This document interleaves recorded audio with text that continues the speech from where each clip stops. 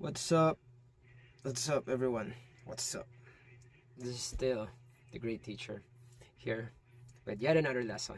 But this time around, we're going to talk about the introduction to the concept of linear equations in two variables, including the use of table of values and at the same time, the x and y intercepts.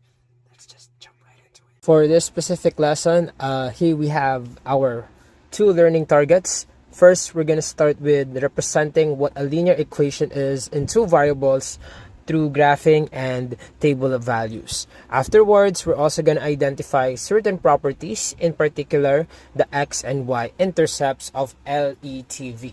It's important also to take note that this concept that we're discussing is related to the rectangular coordinate system, relations and functions, domain and range, and so on and so forth. It is important first that before we begin with this concept is that we know what is a linear equation in two variables in the first place. So a linear equation in two variables can be best described with the help of examples and non-examples. So let us start with that. So let us say that we have the following given: 2x minus 3y is equal to 4, x squared plus y is equal to 2. We also have 2 over x plus 4y is equal to 7. We have y is equal to 6x plus 7. We have xy is equal to negative 7, x plus 5y minus 2 is equal to 0, 2x plus 3y plus 4, and then y minus 6x plus 7.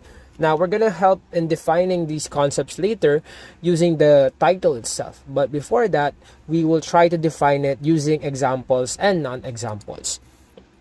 The first example that we have here is an example of a linear equations in two variables, but the second one is not. The third one is also not an example, but the fourth one is an example. The fifth one is not an example, but the sixth one is an example. Unfortunately, items 7 and 8 are not examples of linear equations in two variables. So now, let us try to identify as to how it became, or why is it an example of linear equations in two variables. So let's start with the first one that we have as non-examples. We have x squared plus y is equal to 2. The reason why this is not a linear equation in two variables is because of the x squared itself. Again, the concept is linear, and you have there x raised to 2. That is no longer linear, that is now quadratic. While for the third example, it's the 2 over x. As you can notice, the x is in the denominator. If you go back to your laws of exponents, that implies that this x has a negative exponent. Thus, it is no longer linear. While for the fourth or the third non-example, we have xy is equal to negative 7. This implies that this given is not a linear equation due to the fact that xy, since the two variables are together or multiplied to one another, the degree is no longer 1, but it is now 2. And then if you go to our last two examples, the reason why they are not linear equations in two variables is simple. From the title itself, we say equation, there should be an equal sign. But in here, there isn't any. That implies that our last two examples are not equations, but instead, they are what we call as expressions. Expressions are basically algebraic or mathematical concepts or mathematical phrases because they do not have an equal sign. So they are just expressions. To put this into perspective, what is exactly a linear equation in two variables? So this is actually also what we call as linear functions, but later on we will specify what does a linear function look like, or maybe in our next lesson. But in the meantime, we have to identify or remember that a, b, and c are real numbers, and then a and b are both not 0, or they cannot be 0. It's a certain restriction. So the linear equation you're seeing on your screen, which is ax plus by is equal to c, is, again, going back to the concept. We need the x and y as our two variables from the title itself. Sir, what does the a and b or c, and c, I mean, stands for? Well, a and b are the numerical coefficients of x and y. Basically, those are the numbers next to the variables x and y, while c is our constant. Now, in this case, again, they cannot both be 0, or either one of them cannot be 0. Because if one of them becomes 0, it's no longer two variables. There will just be one. And then again, if both of them are 0, there's no variables left. There are no variables left. And this one is the given standard form. If I'm not mistaken, the general form is ax plus by plus c is equal to 0. So you may take note of that. Now, given the standard form, we also have to take note that the concept is that it's a linear equation. So from the name itself, linear, or the line there, that actually implies something that is really important. That implies that the graph of this given equation is a line, a straight line. At the same time, the degree of x and y is 1. So it's separated. Unlike earlier that the x and y are multiplied to each other, the x and y should be separated by either addition or subtraction. Okay? So we have to remember that. Next, we have the 3 examples earlier as LETV. That is the shorter version. What do you call that? I forgot the key. What do you call that thing? When you use LETV instead of linear equations in two variables, the way to shorten things, I forgot. So that's what LETV stands for. Okay, we'll just go with that. So let's start with our first example. We're gonna use the concept of table of values and graph. So from our previous lessons, we have already seen what a table of value or table of values look like. We know what it means already. We know how to graph points. We know what ordered pairs are. All those things will help us with this kind of concept. So let's start first with our given linear equation, which is 2x minus 3y is equal to 4. So in order for us to graph this linear equation, we're gonna maximize the concept of a domain. So the domain that we have here is 1, 2, 3, and 4. Please forgive me for the parenthesis, the way it's written. It's supposed to be a bracket, so just a correction. Okay, apologies for that. So let's write the 1, 2, 3, 4 in here. So that is our values for x. So since that is our set of domain, the set of x, which is our domain 1, 2, 3, 4, we need to find the corresponding values of y. Now this is the part where we try to apply not just the properties of equality, but also the concepts that we have learned from our previous lessons, which is substitution. So what we're going to do is we're going to use each value starting from 1 up to 4 and substitute them one by one to the given equation. So let's start by letting x equal to 1. So what we're going to do is we're going to change the x variable into 1. So you don't have to make it complicated. Always remember, if the number is next to a variable, that implies multiplication. So this is 2x, right? That means 2 times x. This is 3y, so that means 3 times y. So the reason why that's important, so that when we do substitution, we have 2x. That will be 2 times x. That will become 2 times 1. So did we do any magic in there? No. We simply, again, let x be 1. We substituted 1 to x. So now that our x is 1, we can now multiply 2 times 1. The answer there is simply 2. Then 2 minus 3y is equal to 4. So nothing changed yet. Now here, it's important that you remember the lessons that you had from the previous years, which is the concept of the properties of equality in isolating variables. Why do we have to isolate the variable here? And what variable is left? It's just y. And now we want to get the value of it. In order to do that, we have to make sure that we do the proper properties or property of equality. Now, disclaimer, there are techniques in order to do this faster, but I have to, and I should teach you first how to do this the proper way. Without the techniques, let's apply the properties. So since we want the 3y here, or the y itself, to be alone on this side of the equation, we have to remove the 2 here. Now, how do you remove a positive number on one side? What you have to do is to get its inverse. So what's the opposite of positive 2? That is simply negative 2. So you want to do is subtract 2 to both sides. That's the next thing that you're gonna do. So why are we subtracting 2 to both sides? As you can notice, 2 minus 2, that will become 0.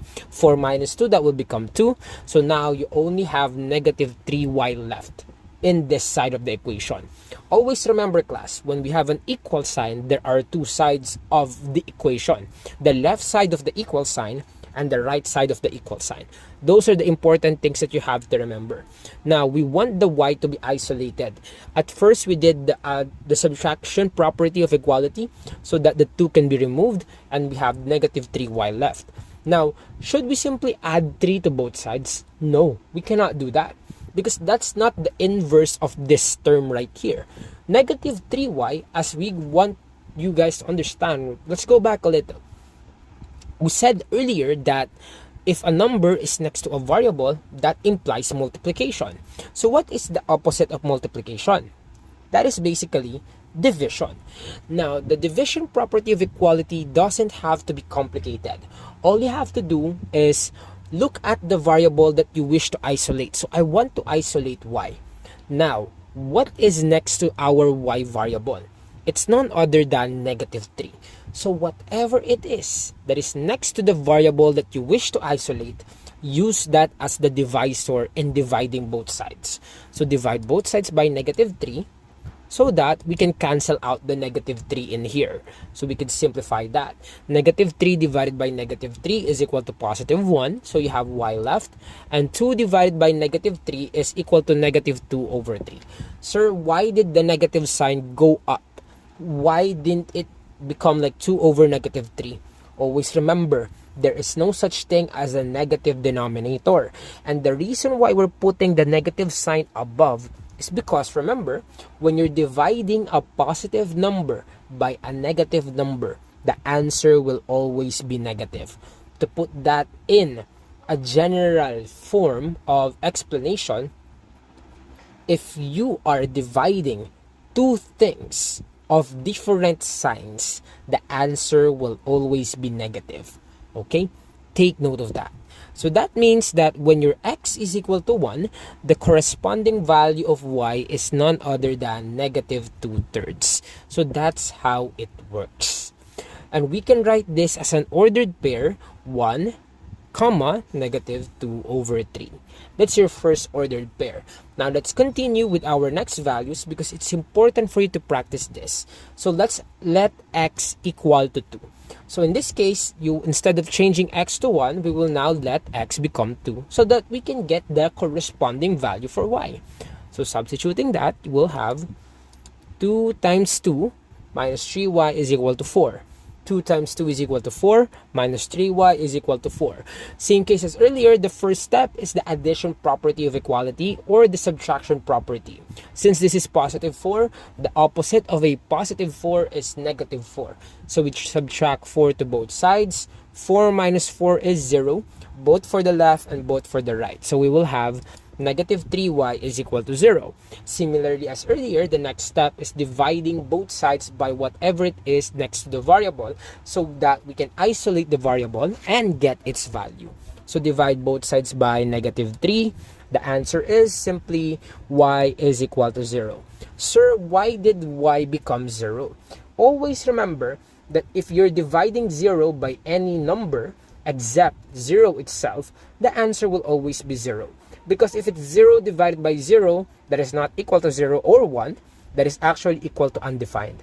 But again, if you have the numerator as 0 and the denominator is any number except 0, the answer will be 0. So now our next ordered pair is 2 and 0. Next, let's do 3. So let's substitute 3 to x. We will have 2 times 3 minus 3y is equal to 4. 2 times 3 is equal to 6, minus 3y is equal to 4. Repeating the process, we want the 6 to be eliminated in that side so that we can isolate y. Subtract 6 to both sides. You'll get 6 minus 6, that is 0. 4 minus 6, that is equal to negative 2. Now, we want to divide both sides by negative 3. And again, dividing two things that are of the same sign, the answer will always be positive. Negative 2 divided by negative 3. We simply cross out the negative. We cancel that out. So our next ordered pair is 3 and 2/3. Okay? And our last ordered pair will be taken by having x equal to 4. So now we have 2 times 4 minus 3y is equal to 4. And then 2 times 4 is equal to 8. So 8 minus 3y is equal to 4. So if you subtract 8 to both sides, you will now have 8 minus 8 as 0, 4 minus 8 as equal to negative 4. So again, divide both sides by negative 3, you will have y is equal to 4/3. Again, dividing two things of the same sign, you can cancel out because the answer will always be positive. Okay, so cancel out the negatives, that's why you have 4/3. So now you have 4 and 4/3. So now that we have completed this table of values, we can now write those things as ordered pairs. As you can notice, point A is 1, negative 2/3, B is 2, 0, C is 3, 2/3, and D is your 4, 4/3. It is important to always take note that these ordered pairs are written inside a parenthesis, okay? And again, the term is ordered and it's a pair, so it's just two things, okay? X comes first, followed by Y. Now, since we're discussing what linear equations are, once we have plotted these points, all we have to do is to connect all four of them, okay? So once you've connected all four of them, that implies that we have a linear equation, and this is the graph of the line for the equation 2x minus 3y is equal to 4. It is always important to remember that since we have substituted the values or the domain from 1 to 4 in this given equation, all of these points should be on the same line.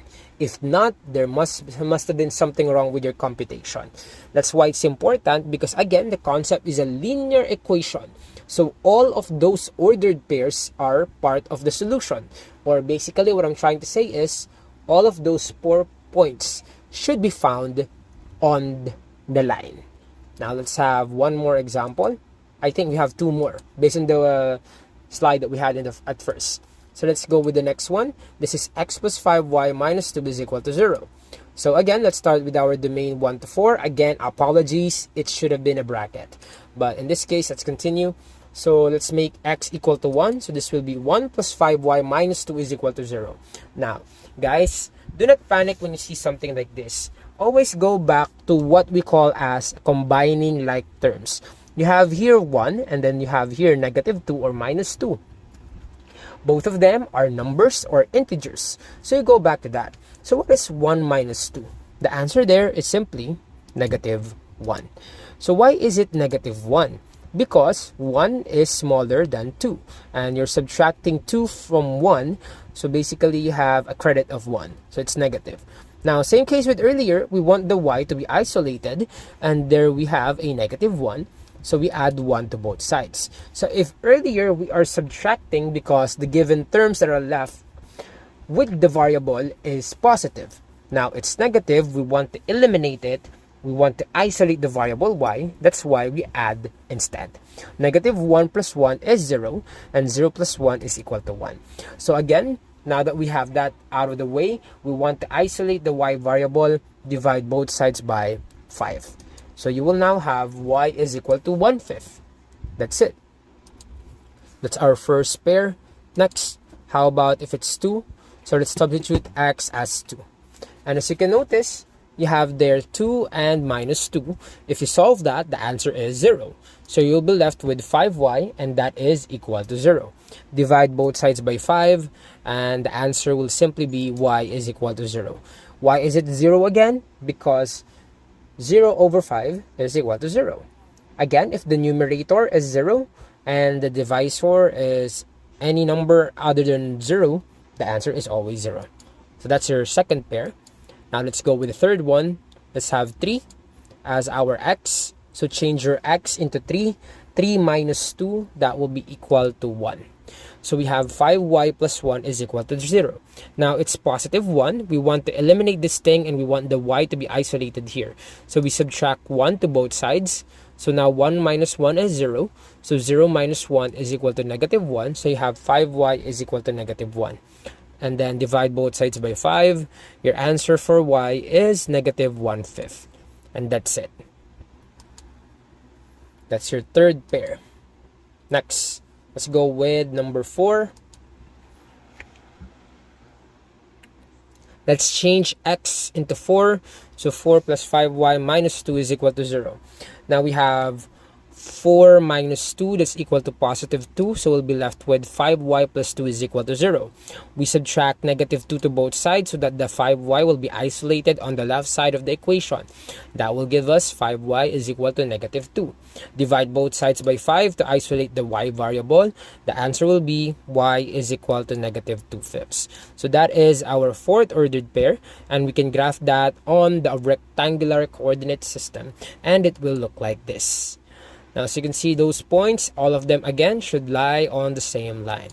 So we'll draw a line to connect all 4 of them to show the graph of the equation x plus 5y minus 2 is equal to 0. So that's how it works.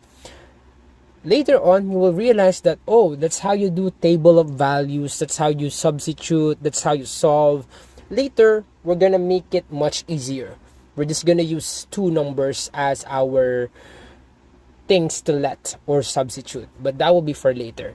Now let's have our last example for our first learning target, and now let's have what will eventually be the focus of a lot of our lessons. We call this as the slope intercept form. We have y is equal to 6x plus 7.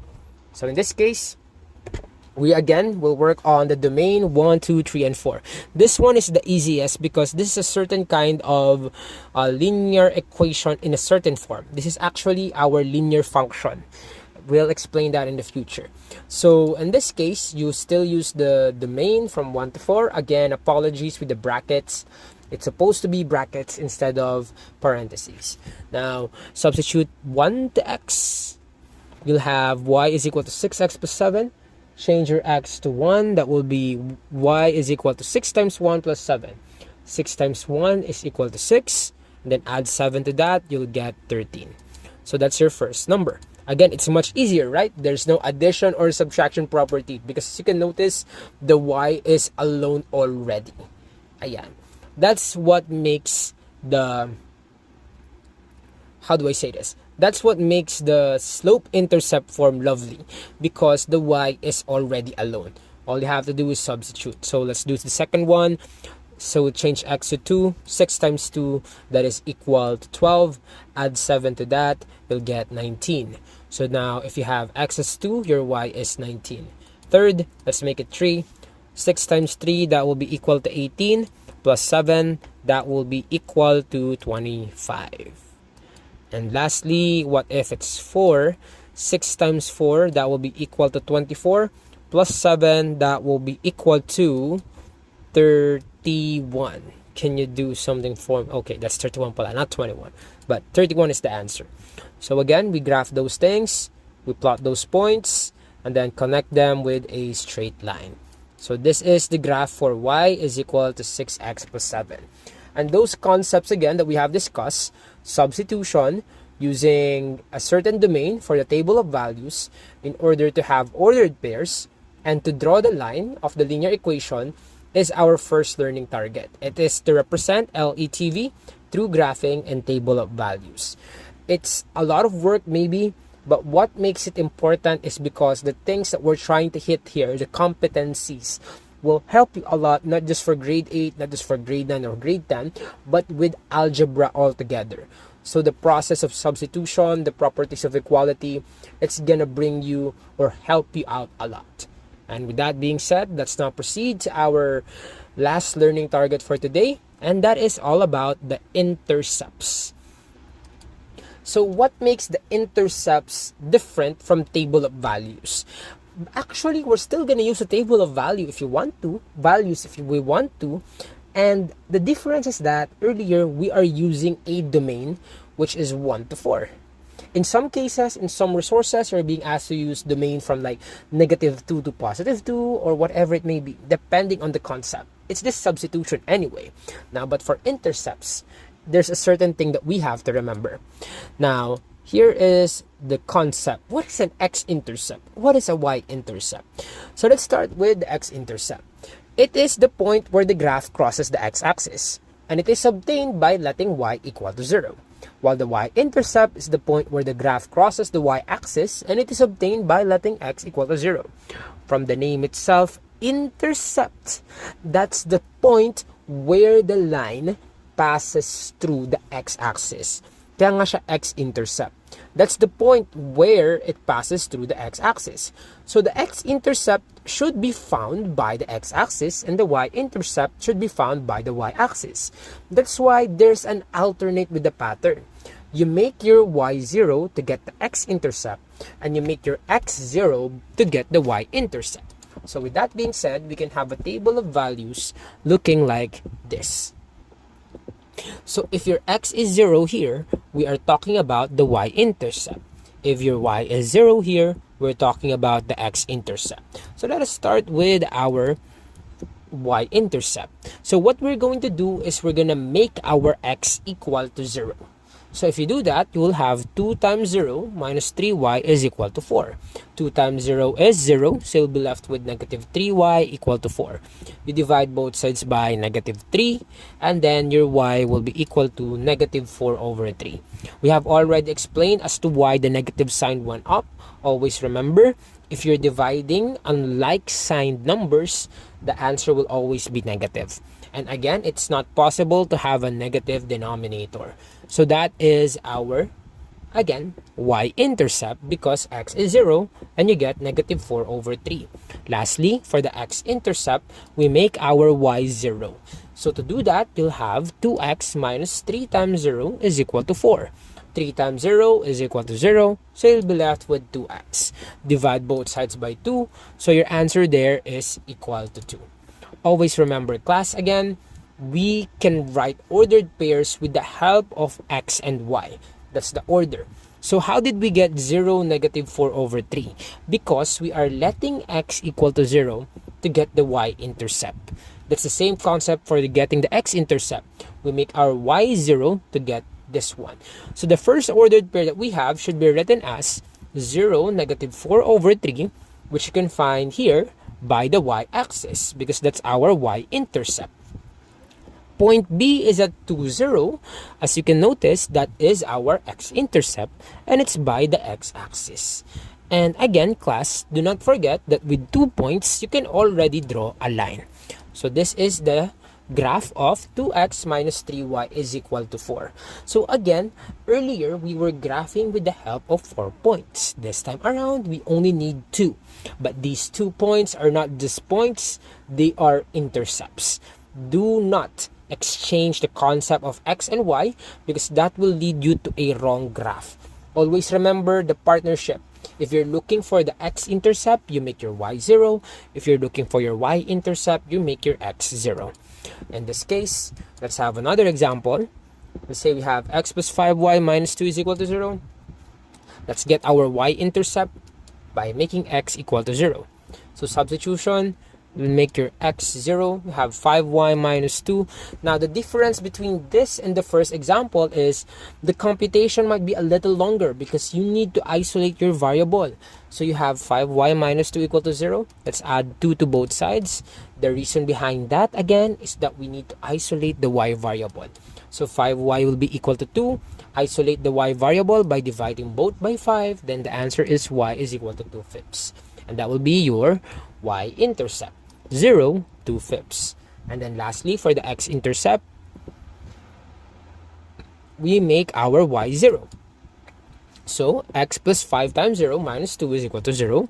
5 times 0 is 0. Now we are left with x minus 2 equal to 0. To isolate x, look at the negative 2. The opposite of that is addition. So positive, add 2 to both sides. The answer is simply x is equal to 2. And that is our second ordered pair found at 2, 0. You have 0 and 2/5 and 2 and 0. So we'll graph it. It look like this. Again, the point A is your y-intercept. That's why it's by the y-axis. Your point B is your x-intercept. That's why it's by the x-axis. Draw a line, and that is our graph for x plus 5y minus 2 is equal to 0. And lastly, let's have this one right here. This is in slope-intercept form. Again, we're going to discuss that in our next lesson. So to get this, let's make our x0 for the y-intercept. When your y is 0, you'll be left with... when your x is 0 to get the y-intercept, you'll be left with y is equal to 6 times 0 plus 7. 6 times 0 is 0. Your y is equal to 7. Now, we will explain the easier way to get the y-intercept with the slope-intercept form in the next video. In the meantime, let's get the x-intercept. We make our y 0. So you'll be left with 6x plus 7. And you want the x to be isolated, but there's a positive 7 here. That's why we subtract 7 to both sides. By doing that, you will get negative 7 is equal to 6x. And to get the value of x, divide both sides by 6. Then you'll be left with x is equal to negative 7 over 6. So that is our answer. Now, putting those two things in our rectangular coordinate system, it's going to look like this. Now, connect those 2 points, and we have our graph for y is equal to 6x plus 7. So these concepts that we have discussed in this lesson summarizes or ends the 2 learning targets that we have mentioned. The first being representation of linear equations through graphing and table of values. Now actually we are presenting or representing linear equations with the help of the intercepts, x and y. Those 2 points are important because not only are they making things much easier for us to graph, these 2 things are also things that we can see in real life. There's a certain implication that they have in certain graphs that you will, try to interpret in the future. But in the meantime, again, the important thing here to take note of is the process of substitution. And again, remember how to write ordered pairs, graphing, and then at the end of it all, the application of your previous lessons, whether the properties of equality, combining like terms, integers, and so on and so forth. It's important to take note of all of them. So this concept will be important because this will be part of our future lessons in grade 8, and at the same time your future lessons in the future. So future, dear future, that ends this concept that we're trying to discuss about LETV, or linear equations into variables. Well, that ends this video lesson, and I hope you learned something new, or you were able to somewhat refresh your memory with things, and I hope this helps out. If you have more questions for clarification, you may maximize the chat box below.